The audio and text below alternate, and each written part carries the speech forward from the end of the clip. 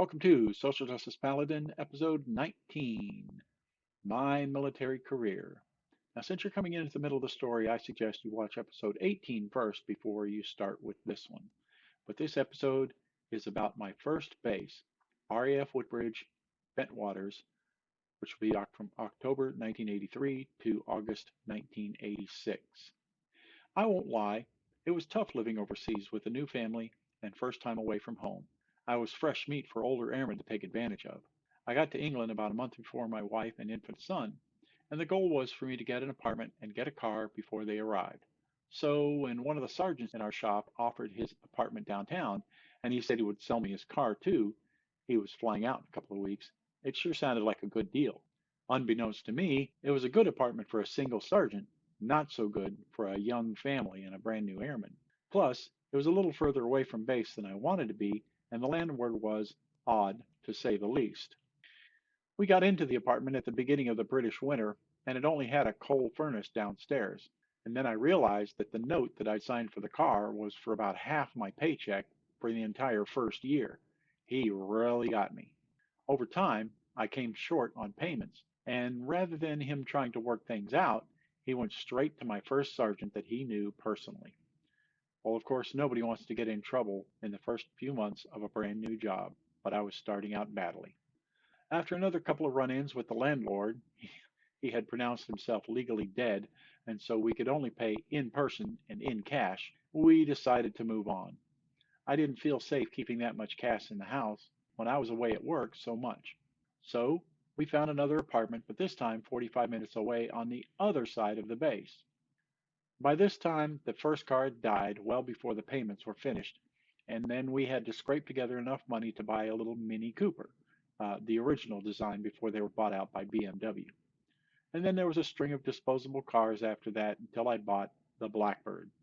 The Blackbird was a 5.0-liter Ford Capri, which was the closest thing that England had to a muscle car at that time. We were now expecting our second child at this point, and the idea of trying to keep up with the ambulance in a pregnant roller skate didn't sound like much fun.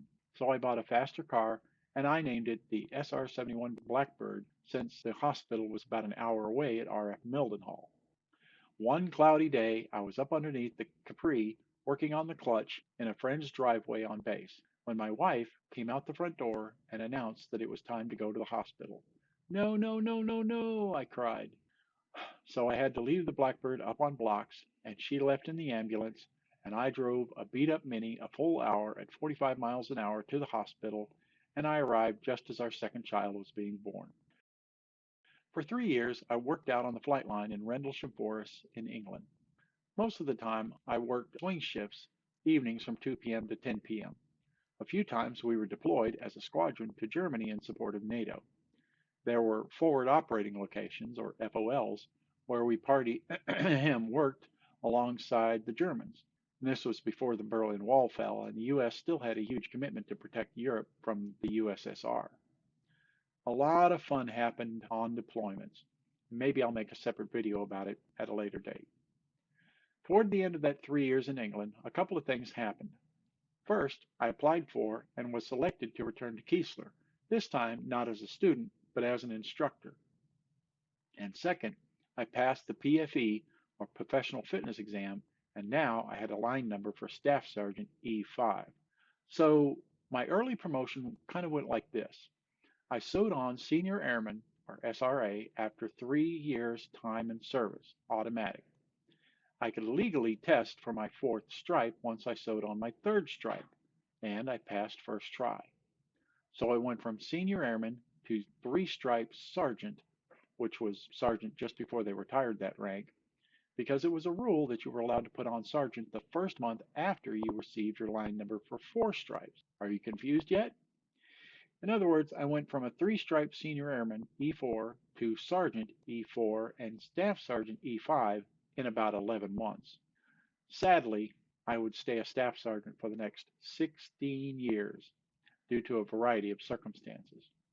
But leaving my first base for a teaching position with a promotion, at this point I was definitely a fast burner. Next base, Keesler Air Force Base, Hughes Hall, EW instructor from August 1986 to August 1992. A lot happened to me in this 6 years of my life. When we arrived from England, since we were married with 2 kids and a line number for staff sergeant, we were instantly approved for on-base housing. Rank does have its privileges, RHIP.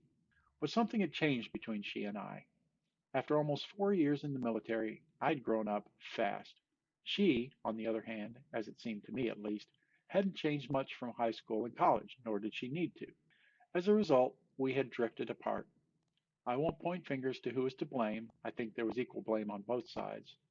But after about 5 years together, we divorced. And that divorce meant we had to leave base housing. This is where it all started to go downhill, both personally and career-wise. First, there was all the family issues that wound up following me to work. And about that same time, the Air Force revised its Enlisted Performance Report, or EPR system. Now, it used to be a rating scale from 1 to 9, and I had consistently been a 9 up to this point. But the new system was now 1 to 5. Now, they said that there wasn't a quota system for ranking performance. However, they did expect EPRs to follow a standardized, quote, bell curve, 1 5, 2 4s, and so forth. And as a result, for the next 3 or 4 years, I got solid threes on my EPRs on a scale of 1 to 5. This, of course, was expected to be a death sentence on anyone's career, except for the fact that I was constantly voted top instructor by my students. And then, in 1989, the Berlin Wall fell. The Berlin Wall and the USSR were the main reasons we kept such a large presence in NATO, as I'd stated previously. Now that we didn't need so many troops in Europe, we experienced a peace dividend. And in order to decrease the troop strength following the collapse of the USSR, the Air Force then tried several successive strategies. First, it allowed troops, who were expecting to get out at the end of their enlistment anyway, to just leave, no questions asked. Second, if someone was over 9.5 years time in service, and I would be 10 years in 1992, they had a plan called early retirement. Now, this meant that the Air Force would allow you to, quote, retire at 10 years of service, but your retirement pay would be phased out at 20 years. And after that, you got nothing. After talking it over with my dad, who always seemed to have a knack for having the right word of wisdom in a clutch, we decided that it was a way better deal to stay in for the full 20 years. And I was already halfway through. And what a good decision that turned out to be. I can't tell you the number of people that I've talked to through the years who have said that they'd wished that they'd stayed in instead of getting out. Thanks, Dad. Next, for those people who decided to stay in the service, many needed to be retrained into more needed career fields. After about 6 months of voluntary retraining, the Air Force went into a more non-voluntary career retraining phase. One day, I got the call to go to personnel and talk to a career specialist.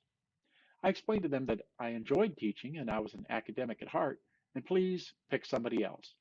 His response was to hand me a big blue printout of all the available careers for someone in my rank and time in service. Of course, this is way before the internet. As I pored over the job listings, I was overwhelmed. I didn't know anything about any of these jobs, besides the short description that was next to the job title. The jobs were like helicopter load crew master and weight and balance specialist and petroleum oil and lubricant specialist, and my eyes started to glaze over. There was one or two others that caught my eye. One was survival school instructor, and that sounded fun, but I ultimately passed on it. And then there was intelligence analyst, which carried an upgraded security clearance to top secret SCI. Remembering my previous experiences with higher security, I decided to go with that. And a few weeks later, I was driving to San Angelo, Texas for intelligence schools on the bank of Lake Nasworthy. Now, next episode, a change of career. Goodfellow Air Force Base, Texas, from March 1992 to August 1992.